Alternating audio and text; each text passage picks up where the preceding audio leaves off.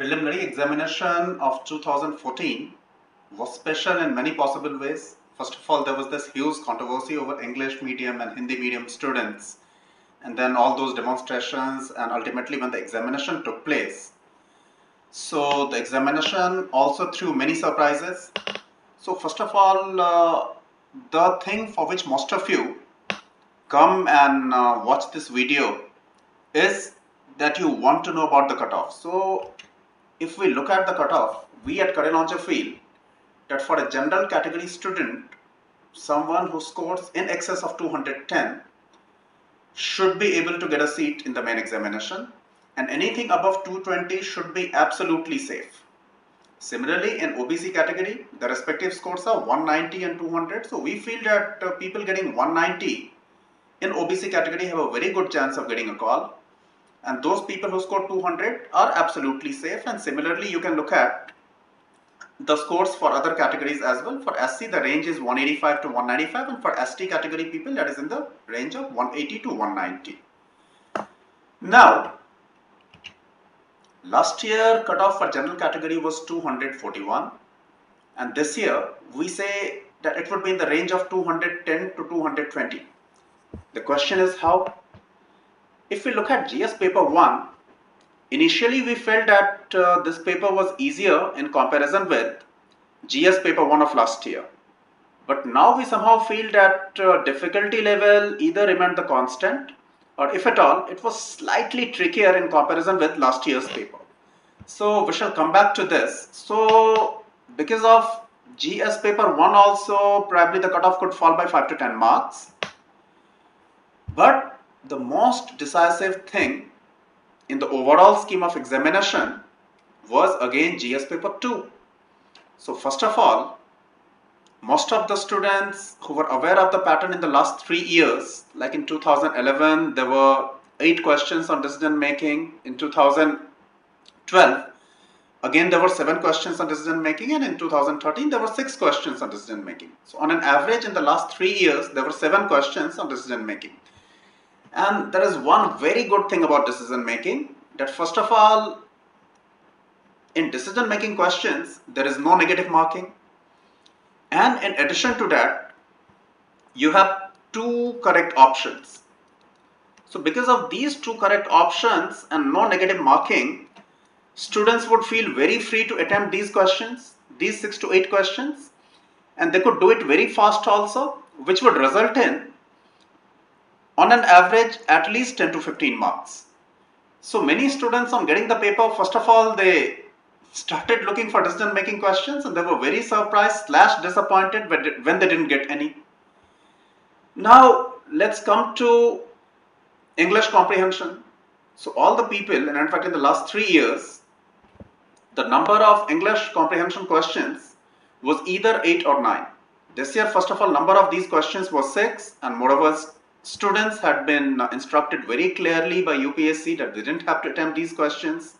And in my opinion, these 6 questions this year also, as was the case in 2011, 12 and 13, the 6 easiest questions of the entire paper. But unfortunately, you could not get rewarded for this. Now let's come to the third point. This time, we at Career Launcher believe that this paper was lengthier in comparison with each one of the CSAT papers which were conducted by UPSC in the years 2011, 12 and 13. Length of questions, length of most of the questions on an average was much more than what it had been in 2011, 12 and 13. Now, looking at the fourth point, many questions of reading comprehension were inferential in nature. In all the previous years, we would see that there would be a healthy mixture of fact-based questions and inference-based questions with preponderance of fact-based questions. But this time, most of the questions were based on inference, and this also added to the difficulty level of the paper. Now, coming to quantitative aptitude and reasoning, difficulty level there was also up. So, there were many reasons because of which the cutoff will come down. The first is absence of decision making. Second is no English comprehension. Third is paper being lengthy. Fourth is many questions based on inference. Fifth is difficulty level of quantitative aptitude and reasoning going up. For each one of these 5 reasons, the cutoff or a good score would definitely come down. And as if these 5 reasons were not enough, you had at least 3 to 4 erroneous questions as well. So because of these reasons, we somehow feel that there would be a drop off close to 20 to 30 marks in the average performance of all the students in comparison with that of last year. Let's look at paper 1. In paper 1, the biggest surprise was economy. Mostly people assume that there would be close to 15 to 20 questions from this section, and UPSC has never disappointed students, at least in the last 3 to 4 years, as they would always give 15 to 20 questions from economics. But this time, surprisingly, there was a major drop in number of questions from economy. Now, when we look at the second point, I'm sure that many of you must be smiling, because most of the students somehow assumed that there would be at least 10 questions from modern Indian history. But this time, first of all, history as a whole had only 8 questions in the entire paper, of which there were only 4 questions which were from modern Indian history. Now let's look at the importance of science and ecology and geography. So 49 out of the 100 questions were from science, ecology and geography. So we can say that 50%, almost 50% of the paper was from science, ecology and geography. There is one more thing which made this paper slightly tricky, and that was that of the 100 questions which were asked here, 63 of them needed more than one information. What I mean by this, that these 63 questions were either based on match the following or consider the following statements. How many of these are right? Only 1 and 3, 1, 2 and 3, only 2 and 3, and like this. One very, very important point is that within science, of the 17 questions which appeared in this test from science in paper 1, as many as 13 questions were from life sciences. So it somehow tells all the candidates very loud and clear that you cannot avoid studying life sciences, at least of class 10 level. Now all of us were aware that the number of questions from art and culture has always made its presence felt in this examination, and this year it was not an exception. This year also it was not an exception, and as many as 13 questions were from art and culture.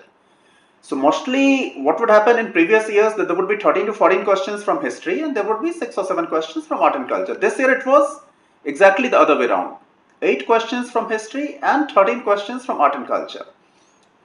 And this again becomes very, very clear, though I'm sure that all of us we are aware of this, all of us are aware of this, but this year's paper again tells us that you should have complete command over NCERT books, all the books from class 6 to class 12. Of course, there would be few exceptions, like I would not expect you to do the book on statistics, or I would not want you to do the physics or chemistry or biology books of classes 11th and 12th. So I should say that all the books, all the NCERT books from class 6 to class 10 and some books of classes 11 and 12 as well of NCERT. They should all be done much before the day you should start doing NCERT books, the day you decide to appear for Civil Services examination. These books would not only help you in the preliminary examination, they would ultimately help you in making the or creating the foundation for the main examination as well. Now come to point number 8. In NCERT biology book of class 12, there is a unit on ecology. In our opinion, all of you who think of civil services as a career option must go through each and every page of this section.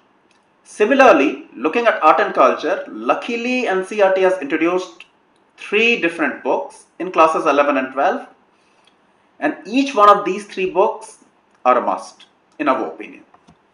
So overall, if I look at paper 1, so there was a major departure in the sense that you had only 6 questions from economy, again you had only 4 questions from modern Indian history, and because of this unexpected nature of paper, students found it to be slightly more difficult than what it was last year. Now some statistics for you. Last year, that is in Civil Services Examination 2013, there were a total of 1122 seats. Now this year, this is very clearly written in the notification that total number of seats is 1291. So the number of seats has gone up by 15%. Now if I look at number of candidates, in the year 2013, there were 3,18,000 students who appeared for the preliminary examination. So if this also goes up by 15%, that is if it becomes close to 365,000, then it shouldn't be making much of a difference because of this reason to cut off. But if the number of students goes beyond 365k, this factor also can impact the cutoffs. But still, I somehow feel that if you have scored close to 210, there's a very good chance of you getting a call for the main examination. And if you have scored 220, then you should start preparing for the main examination right from today. And anyway, looking at the main examination, which is supposed to start from 14th of December, you have only 111 days to go. So please do not miss a single day. All those people, to be on the safer side, all those people who are scoring even 200 in general category should start preparing for this examination right away. So I wish you all the best on part of Career Launcher, and the entire team get going. Thank you.